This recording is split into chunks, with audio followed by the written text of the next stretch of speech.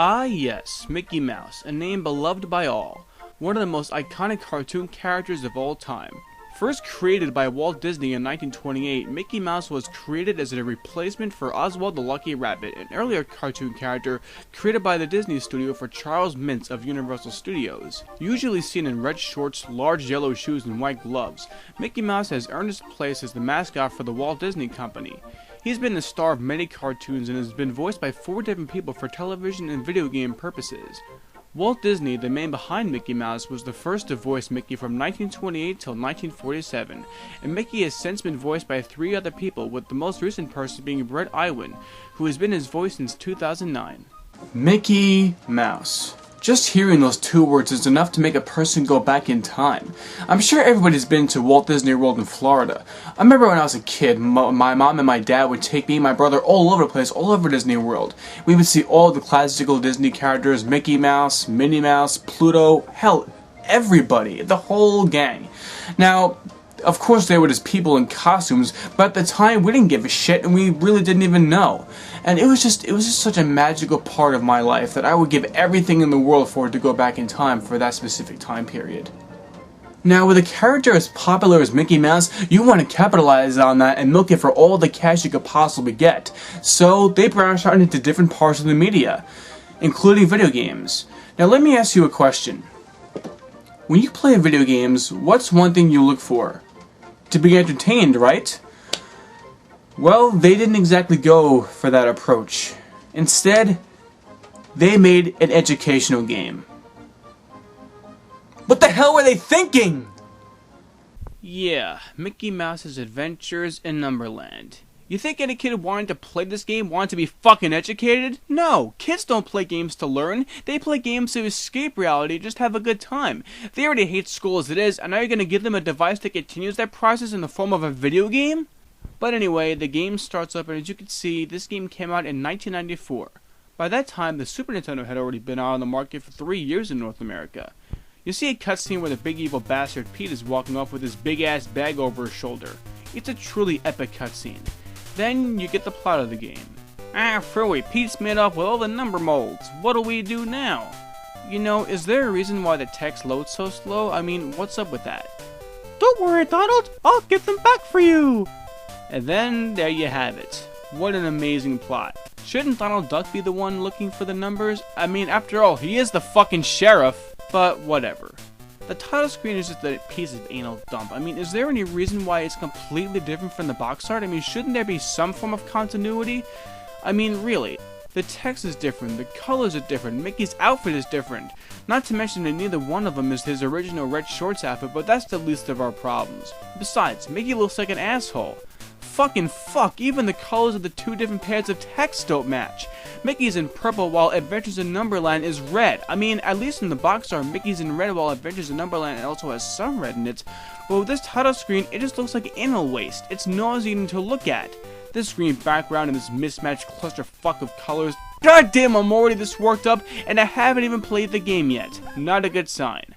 So you go to the next screen and slow your difficulty, and Mickey tells you it's great. That's great!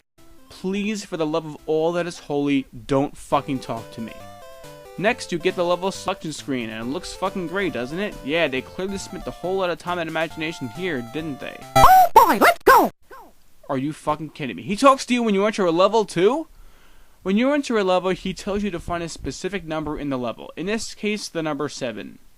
And he fucking talks again. 7! So, that's all you gotta do. Just go all over the level, locate the number 7, and reach the end. What an awesome game this is. Sometimes there's more than one of them, like in this level there's more than 1 7, so I guess you're supposed to get as many as you can. To be honest, I really don't know, nor do I really care if it makes a difference if you missed one of them. If you come across a number that isn't the number he told you about at the beginning of the level, he stands there and shakes his head like a jackass. When you get to this elevator looking thing, you beat the level. You then get to see the bonus score screen, which tallies up how many stars you got and how many, I don't know, I guess they're balls you got. You get those stars when you jump on a box that has the number you're looking for in it. Regardless of what your score is, Mickey always says you did great. Okay, well if this piece of crap game is supposed to be educational, shouldn't it be saying that's okay if your score wasn't that good? Sure, it wouldn't make the kid playing the sack of giraffe scrotum feel that good about himself, but if it's supposed to be educational, it should at least acknowledge the fact that if you get a total score of, say, 5, that 5 isn't as good as 10 or 12. Whatever, who gives a shit? Then you get this math question, and I'll be honest, I had no idea what the hell was going on at first. See how it says 6, 7, 8 over there? You're supposed to put these numbers 11, 9, and 10 in the correct sequence on the bottom to make it go 6, 7, 8, 9, 10, and 11. But does the fucking game tell you to do that? No, of course not. You're just supposed to know. A little box telling you to do that would have been nice, fucking asshole. So anyway, once you do that, it's back to the level selection screen to do the same shit all over again, but with a different number. The question is also sometimes different, like this one. You're supposed to count how many hats there are. Let me ask the question. Did this really have to be made into a video game? Did a game with such a horribly asinine bullshit, fuck-heap, stupid-ass plot like this one really have to be made? And another question.